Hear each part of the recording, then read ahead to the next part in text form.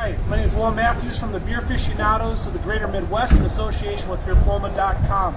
We're coming to you today from Mankato, Minnesota, and we're here at Mankato Brewing. We're about to go in for a special tour, and we're going to get to meet one of the co-founders, Tony, as he walks us through his brewery and lets us taste some of his beer. So grab a beer, sit back, and enjoy the show. We just had to cut in some subsidiary drainage in there that all feeds into the main trench drain, which I can't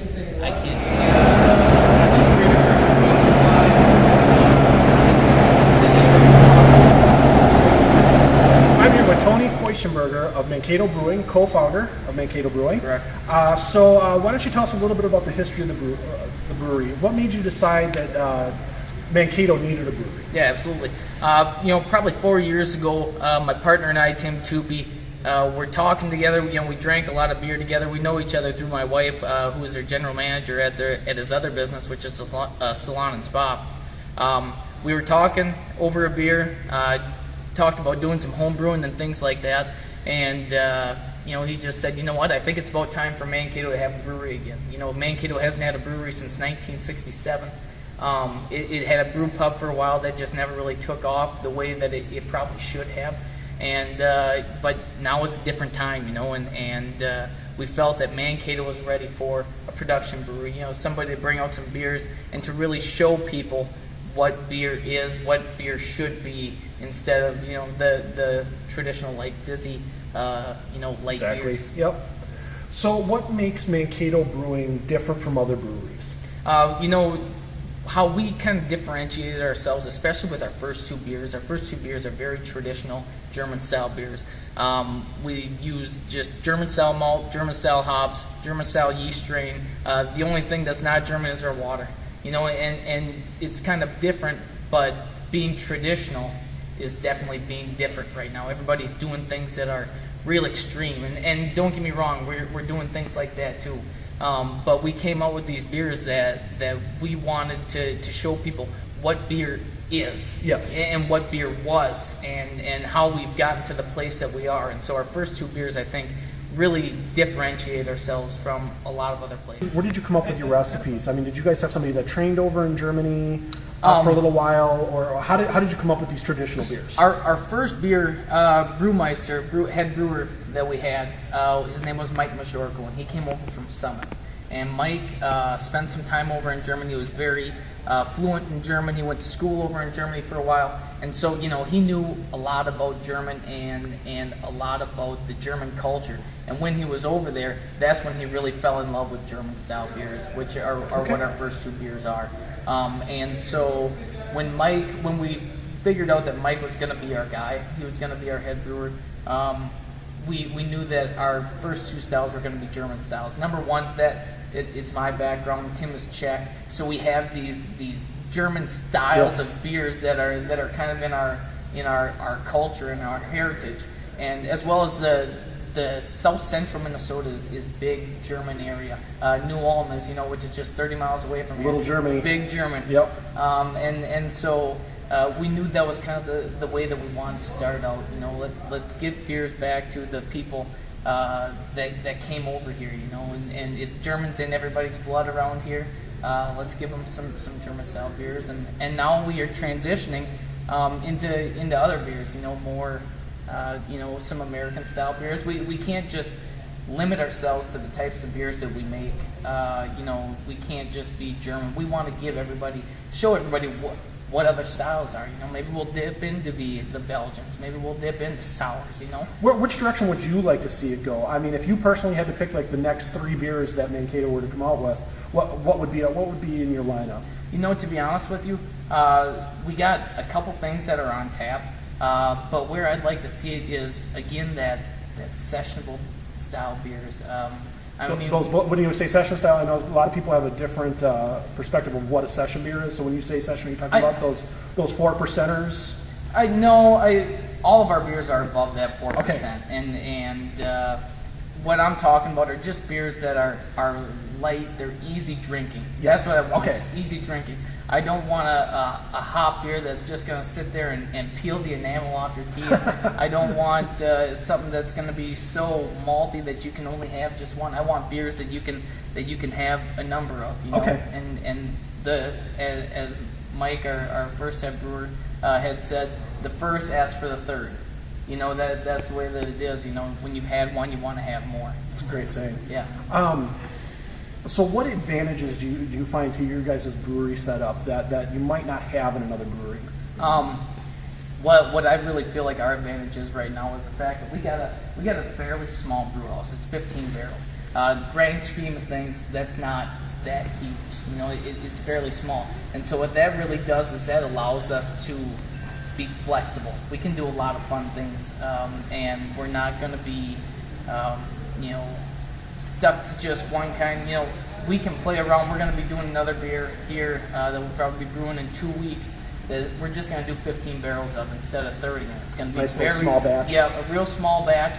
You know, see what people think of it. Okay. You know, that's the beauty of being small. Our new head brewer, Bobby Blaisley, very creative guy, and a system like this really benefits a guy like him, where he can sit there and be creative, and we can do small batch stuff, and but we can also ramp it up. So that's also advantage of our system that we have is it allows us flexibility and the ability to do things that are fun and creative, but we can also do big batch stuff, you know, and get plenty of it. Any disadvantages you care to tell us about or share with us? Anything that you would like to change? You know, again, because it is small, it doesn't have all of the fancy things that are on there. You know, when we are out there and we're making a batch of beer, it doesn't have rotating fingers that sits there and stirs up your mash or anything like that. It has a paddle that we have to sit there and we have to actually paddle in the brew tun or in the mash tun. And so it's, you know, because it is small, it comes with those disadvantages that it's a lot more manual. However, you know, that's also kind of the fun part, that you actually have that ability to have a hands-on, feel for your beer product. So what's the most, in your opinion, what is the most creative beer that has come out of this brewery as of yet? The probably the most creative right now, and I can't tell you what our next couple are going to be. That's fine. But right now is probably our Stickum, which is a Sticka alt style beer. It's a style that you don't see a ton of out there. You really don't. And so that, as far as that goes, that's really creative. It's something. It's just not out there very often. So to be able to give people that exposure to that style of beer is really fun. How have the people of Mankato reacted to having their own brewery again? I mean, are you finding that they're lining up to support you guys? Oh, absolutely, yeah. The people in Mankato are great, and when we thought about wanting to do a production brewery here in town, we knew that if we do this and we do it right, people are really going to take to it. People in Mankato are very supportive of local, and we try to be the exact same way in a lot of things that we do, but if you do something here in Mankato, the people of Mankato will definitely support you, and they really have. And that's why with our Center Street series of beers that we're doing. Tell us a little bit more about the Center Street series of beers. I know you guys were talking about that when I came out over here, Yeah. but why don't you go ahead and talk to us a little bit about that if you can? Yep, absolutely. Center Street Series is going to be a series of beers in which we are only going to make a very limited amount of. Okay. Once it's gone, it's gone. Unless we get overwhelming reaction that people are really liking this beer and they really like to see it year round, it's just going to be a real small batch stuff. And again, that allows us to show people what beer is, what beer can be, and that's really the fun part of Are they going to be released only by draft, or are they going to be in bombers? right now, six-packs? they're only allowed. We only are putting them in kegs. Okay. Now we are working on getting some bottles out there. We wanna be able to do variety packs, especially here for that holiday season, when a lot of people are going out there getting variety packs. Taking them to family events. We really feel like there's an opportunity for people to understand what Mankato Brewery is all about. We started working on this probably 3 years ago, About a year and a half ago, we actually got the building itself. The building used to be a beer distributor. Oh, okay. So if you read the text on the Center Street series, we reference how this beer used to be a beer distributor and how it used to house all these different styles of beers. And the reason why we went with the name Center Street series is we wanted to give back and show the beer tradition that used to happen in this building that we're resurrecting back into it. Okay. Yeah. Cool. That sounds like a lot of history. So Yeah. so now I know you were talking about this piece over here. Yep. So our entire system is brand new. Okay. With the exception of our cold liquor tank. Our cold liquor tank is just an old bulk dairy tank that we've converted into a cold liquor tank. We drove over to Green Bay, Wisconsin to get it. Yeah, so it's kind of got a fun story to go with it. And that's pretty much the only thing that, and I guess our DE filter is also refurbished. But outside of that, everything else in this place is brand new. Okay. Yeah. Mash tun, 15 barrel again. Came from NSI Newland, which is in British Columbia. Okay. Then we also got here our boil kettle, and you boil your beer, add the hops in there, and then we knock it out here with our plate, our heat exchanger here, and then from that point on we transfer it over to the fermenters. About how long does it take you to make a batch of beer? We make a batch of beer in roughly about 8 hours. About 8 hours? Yeah. And then how long in the fermenters? Fermenters would pretty much put everything in there for about 3 weeks. 3 weeks? Yep. Okay. Some of our beers, and actually we brought in a new yeast strain that's going to allow us to do some other stuff, kind of turn and burn type of things, where they could go 2 weeks, and 2 weeks would be sufficient. But we like to give everything, let it sit in there, and let that beer really mature in age. Okay. Yep. So then I see here's your 1, 2, 3, 4, 5 fermenters and your bright tank. 5 fermenters, a bright tank. Again, this is where you add the yeast. Let it sit in here for the 3 weeks, like I said, and then we'll filter it out using our DE, our diatomaceous earth filter, which sits right over here. Yeah. So what exactly does this do? Because this is actually the first brewery I've been in where I've actually seen this. Let this open up and dry. What this actually does is this filters out any of the yeast, any of the hop material that may have made its way through the system, any of the cold break, anything like that. That all gets filtered out through this, and we use DE, which is diatomaceous earth, Gotcha. To filter that out. So it actually works really well. We really want to filter our beers, especially with these styles of beers that we are doing right now. You really want something to show off that clarity. It'd be really brilliant and clean. No, I just have to ask this. Bottling line. Yep. Our packaging area. It's a 6-head Maheen filler, which can do we usually fill about a 6-pack in 16 seconds, which will crank through around 40, 50 cases an hour, which sounds like a lot, but it seems to be very slow. To keg an entire fermenter worth of beer, it usually takes us about 4 hours. To bottle an entire fermenter takes us a solid 8. Okay. Yeah, and that's if everything goes right, which we all know It doesn't. it doesn't. So how much of So here we have the Mankato Original, which is a Kolsch style beer.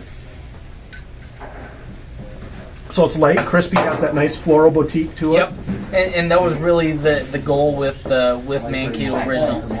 With the Kolsch beer, we wanted it to be light and appealing. The people of the Mankato, the people of the Midwest, a lot of places here in Minnesota are not quite there to that craft beer thing yet. And so we wanted to make a beer that was going to be approachable. That's a big deal.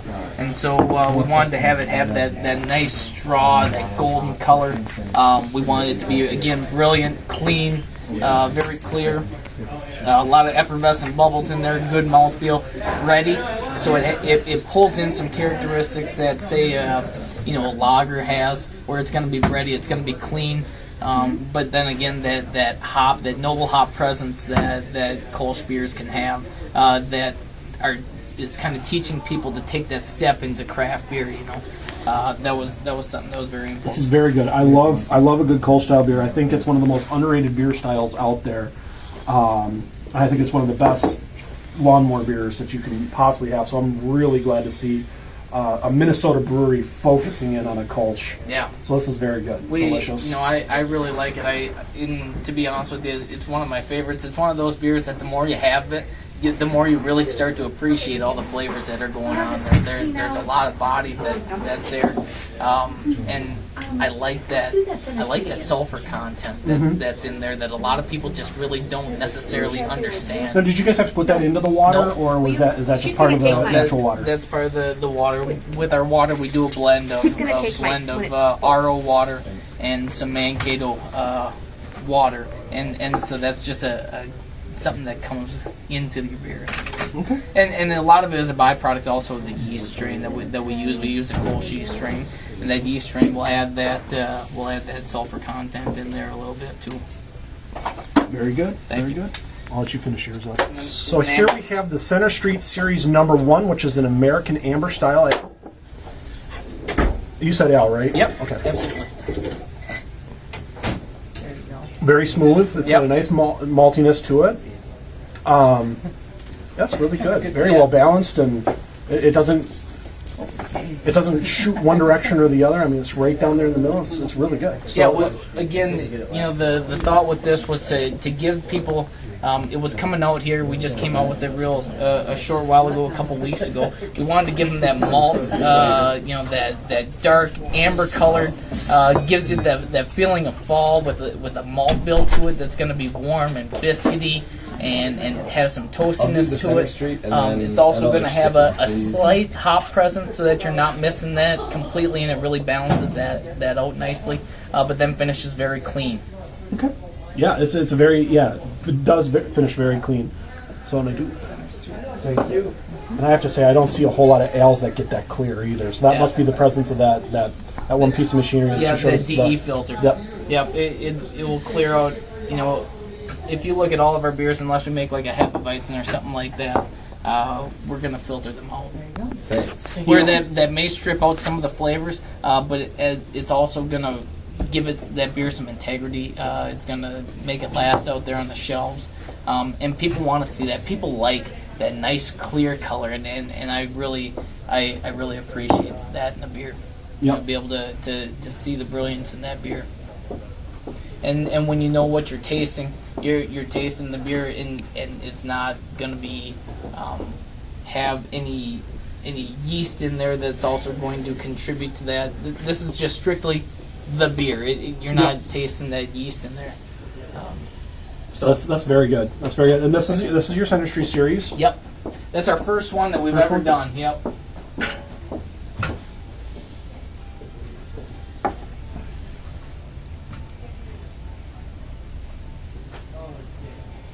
There you are. And now this is the Dortmunder Alt, right? This is a Sticka Alt style beer. It's actually called a Sticka Alt. Sticka Alt. Sticka Alt. And how is that different from a Dortmunder Alt?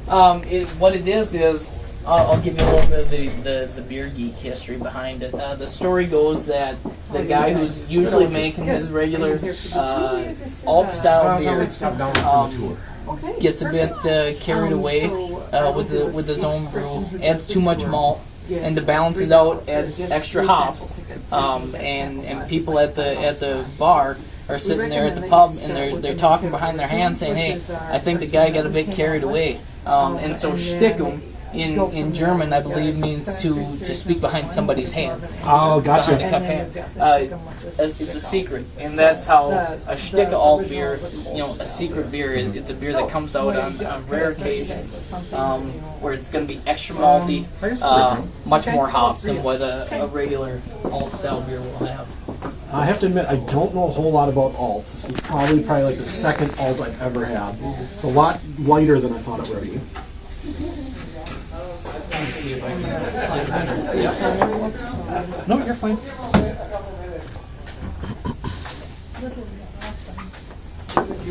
That's Well, yeah, it's bar time. I mean, he's really late. Hey, how you doing? Good, how about you? Yeah, good to see you. Figure we better get down here. So this is their Stickum Okay, Alt. so this is the original. I'll give you guys your two. They're going to come on the tour with you, Tim. Nice light brown There's color, two great head two to more it. tickets for you, Perfect. and two Cool. more for you. Thank And you. you guys did not register that, No, it's funny. Like I said, this is only like probably the second alt I've ever had, and I have to say it's hoppier than I thought it would be. Yeah, it's got about a 68% or 68 IBUs, so it's going to be hoppy. It's going to have a lot of that noble hop presence that's going to be in there. But it also is really balanced out with a heavy malt bill, and it's got some caramely notes in there where it's almost sweet up front, but then that sharp hop presence there at the end finishes everything out fairly balanced. You know, and a lot of people when they're tasting that, we pour it for them, and again, you know, people aren't necessarily quite where they need to be with craft beer here, so we pour it for them, and they see that darker color to it, and that dark color, they say, oh, I don't It's like gonna be dark too beers. sweet, yeah. I don't like dark beers. I don't like Guinness. Well, no, it drinks much lighter. It than does. what a Guinness is, or what that color. And the mouth feel on this is also is really light. I Yep. mean, it's light and crisp and just Yep. kind of dances on your tongue and then gone. Yep, and that's really the thing. Now we use the same yeast strain on the Sticka Alt as we do with the Kolsch with our Mankato Original. And you're really going to notice again that sulfur dioxide that is present in the MO. You're not going to notice it as much with the Sticka Alt just because of the heavy mouthfeel, the big mouthfeel, and also the big hops that are in there too. This is delicious. All three beers are actually very delicious. How we also separate ourselves from, I think, a lot of breweries is we try to be as local as we can with absolutely everything that we do. Local guy did all this bar, with trees nice. that he's sourced locally. We used to have in our tasting room, if you look out there, it used to just be 2x4s, 4x4s, very kind of industrial feeling. We took that out, we put in telephone poles that used to be standing here in Mankato, got cut down, we put those in. All the woodwork around here is made with the lumber of those telephone poles. And so, we try to impart a local flavor into absolutely everything that we do. Our packaging, mother cartons are from a Minneapolis company. Our glass comes from Anchor Glass, local. Our 6-packs come from, I already covered that. Our mother cartons come from North Mankato. Our labels come from North Mankato. Very local with everything that we do. And that's something that we really feel strongly about. Take a lot of pride in. When you give business to the local community and the people that you're around town with, they will also appreciate that, and hopefully they enjoy our beers as well. I know I enjoyed your beers very well. So thank you very much for hosting us today, and it was a pleasure to come down here. You guys have some great beers down here, and I love the local feel that you like to bring about for your brewery. I think that's really important for the Minnesota culture. And I love the local feel and the history behind it. So thank you very much for having us. Thank you. It was a pleasure Appreciate you being coming here. down. So thank you very much. So Cheers. What beers you want to hear? So tell me about the beers that you drink at Mankato. What was your favorite one? I like their original. You like the original, the Kolsch style? What did you like Yeah. about it? Smooth. It was no aftertaste, and I don't like aftertaste. I like it where I like to drink it more and keep on drinking it. And that very last beer, I forgot the name of it. The Stickum? Yeah, the Snickum. That was very smooth beer. What did you like most about the brewery? The hospitality of the whole place. Very polite people. Explained everything very nicely. A wholesome place. Did anything about the brewery surprise you at all?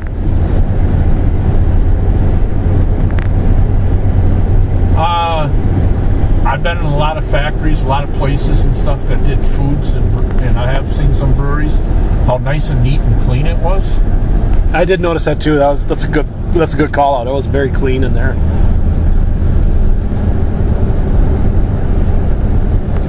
Well, So here we go. Travel on.